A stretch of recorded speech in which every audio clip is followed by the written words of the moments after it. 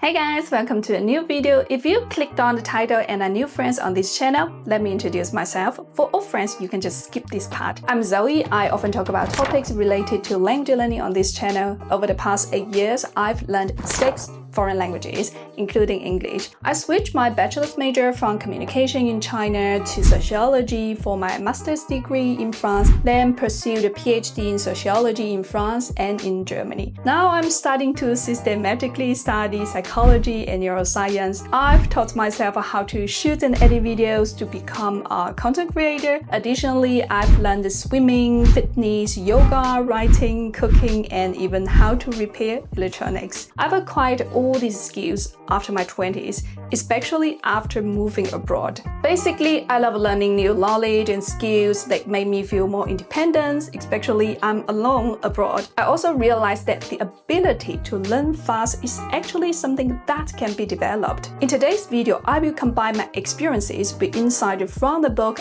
Ultralearning by Scott H. Young. Maybe you guys have already heard of him. The author of this book learned to draw in a month, learned 4 languages in a year, and completed MIT's 4-year computer science curriculum in just 1 year. While we want to focus on the level he achieved, his approach to summarizing the faster learning path is very inspiring. Many of the methods introduced in this book resonate with my own learning experiences. The purpose of today's video is to help you develop a more systematic approach to learning new things and make your efforts more effective. So whether you want to switch career paths, take on new challenges, or dreamed of playing a musical instrument, speaking a foreign language, becoming a writer or photographer, or a YouTuber, I believe that Ultralearning is a powerful toolset. If you like this video, don't forget to like, comment, and subscribe. Before I start talking about specific methods, I would like to emphasize the importance of changing your perception and mindset. I mentioned in my own journey video that the turning point in my life began with the shift from a fixed mindset to a growth mindset. It's easy for adults to fall into the mindset of it's too late to learn at this age, or I don't have the talent to learn without even trying. Some may even think that the best time to learn a foreign language or a musical instrument is during childhood, so parents tend to pin their hopes on their kids. In fact, psychological research shows that adults can learn just as effectively and quickly as children. Staying active and learning can even boost adult brain development. This brings us to the importance of a growth mindset, which requires us to re-examine our own abilities, challenge our fixed mindset, and start by telling ourselves that ability can be developed through dedication and hard work, and it's never too late to learn. This is actually the first and the most important step in becoming a lifelong learner. Next, I'm going to talk about some of the principles of Ultralearning. The concept of meta-learning means learning how to learn. Unfortunately, it's often overlooked, but it's one of the most important aspects of learning. Before you start self-study, it's crucial to invest time in understanding how to effectively learn the subject or skill you are interested in. This involves identifying relevant resources and methods, understanding your personal learning style, and creating a clear learning plan. One effective principle from Young's book is the 10% rule. Spend 10% of your total learning time researching how to learn the skill. For me, this initial investment isn't about creating a perfect plan, but includes trial. Initially, you should set learning goals, even if they are broad at first. For instance, you might decide to learn French after watching a movie. You would like to learn French to communicate during a trip to France. An A1 level or traveling French could be your first learning goal. The vital step in this process is searching. Searching for information is the first step in turning your ideas into action. The internet is full of information that can help you transform vague ideas into clear plans. For example, when I decided to learn Arabic, my goal was to discover the language. I immediately searched for vlogs, YouTube videos, and checked for any free courses at my university. This led me to an introductory course on the Arabic alphabet, where I met the teachers and classmates who provided additional resources. Today, we can even use AI tools such as ChatGPT to generate such initial plans and ask for resources for each step. For example, if I want to become a yoga instructor, I will ask you to give me general steps from a weekly training plan to teacher training programs, international certificates, or related books. Then I would check them out to create a clear learning roadmap. The great thing about this roadmap is that it can provide clear direction. Another key strategy is expert interviews. Talk to people who have relevant experience or have achieved your desired goal. They can offer valuable direction and advice helping refine your roadmap. For instance, I consulted a classmate who had studied Arabic to a very good level. She not only gave me her beginner voice but also recommended a teacher who offered free Arabic courses at our university, guiding me to focus on learning Fusha first and then dialect. Another method is benchmarking, which involves identifying common strategies used by others to learn the same skill. This helps you decide an initial learning strategy. For example, to systematically study neuroscience, I would review the syllabus of relevant courses online or at a university. By the way, some introductory open courses on YouTube or Coursera could also be a great way to discover a new topic in a structured way. Meta-learning has long-term benefits because you understand your learning style better, improve your ability to manage time and motivation, and develop effective strategies for overcoming common obstacles. This accelerates your ability to learn new skills. If you ask how I have learned 6 foreign languages in 8 years, it's actually become progressively easier and faster because each new language follows a clearer path and avoid previous mistakes. As you gain more learning experiences, your confidence grows, you enjoy the learning process more, and you also know how to manage frustration.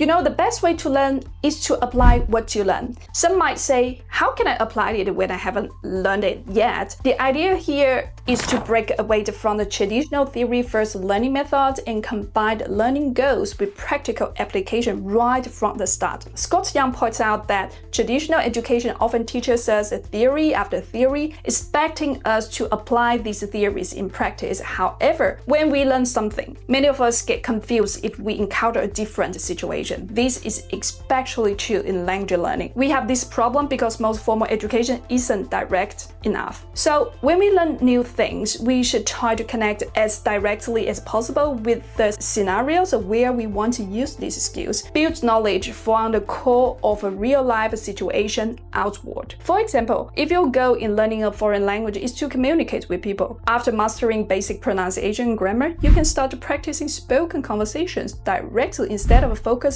on grammar books, textbooks, and word lists, thinking you need to reach a certain level before you can start speaking. When I was learning Turkish and Persian, my goal was very clear. I want to travel and communicate with people. So after 2 weeks of self-study, I started basic conversations with language partners, beginning with greeting, describing daily activities, and setting scenarios such as ordering food in a restaurant or asking for directions. These directly targeted my learning goals. We can still use textbooks and grammar books as something supplementary. Many polyglots I've interviewed on my channel also say that to improve speaking skills, you need to start speaking from the beginning. These principles and methods are equally applicable to other fields such as coding, drawing, playing musical instruments, videography, photography, sports.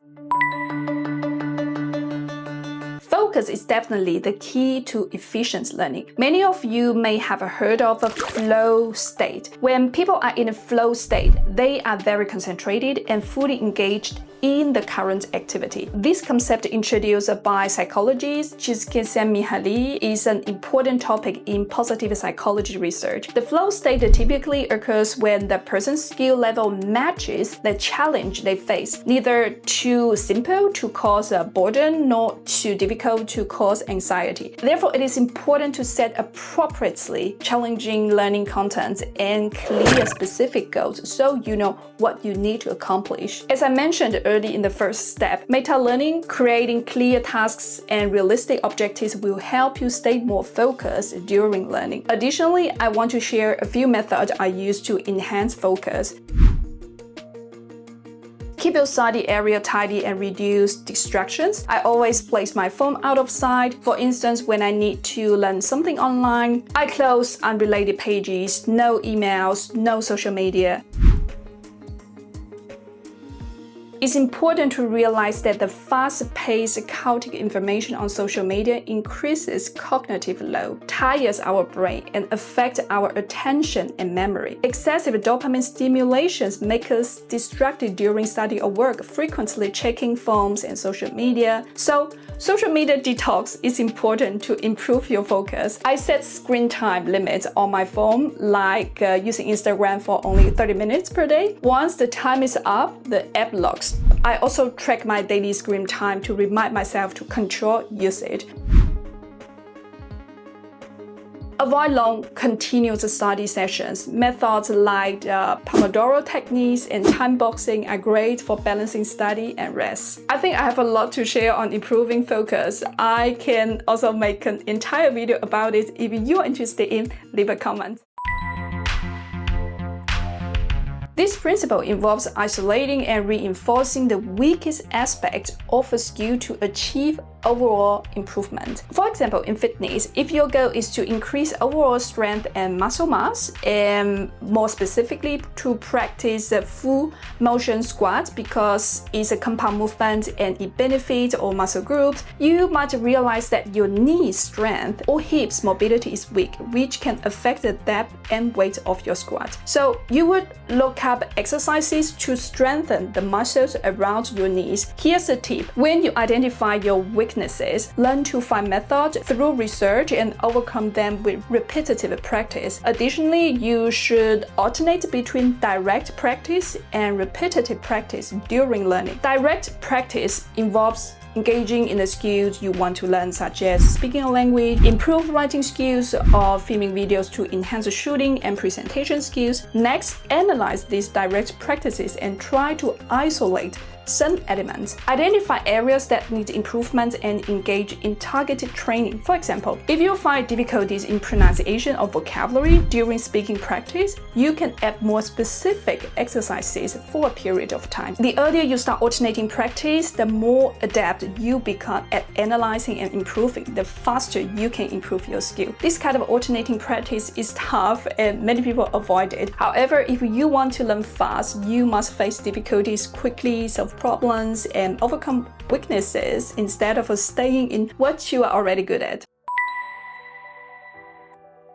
The last point I would like to share is the importance of viewing your learning process with an experimental mindset. This experimental mindset is also a growth mindset. It involves believing in your ability to improve and grow, and not fearing mistakes. When studying a new skill, we often find someone better than us and follow their method to learn and progress. This is useful in the earlier stages of learning because everyone starts the same, first imitating, then creating. However, as your skills improve, only relying on role models won't be enough. As skills develop, everybody encounters different problems and solves them in different ways. Many problems require personal exploration and solutions to find a unique path. Moreover, as you use your skills, you might hit a plateau. At this point, instead of complaining or giving up, stay patient and be solution-oriented. This process might develop your unique understanding and perspective, so problems others can't, and eventually create your own learning style. As you learn more and faster, the challenge becomes not how to learn, but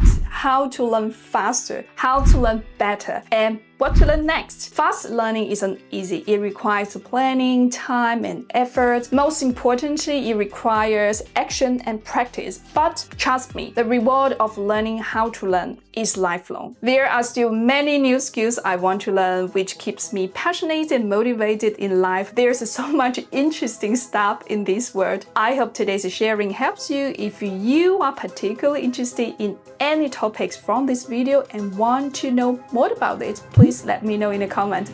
See you in the next one. Bye!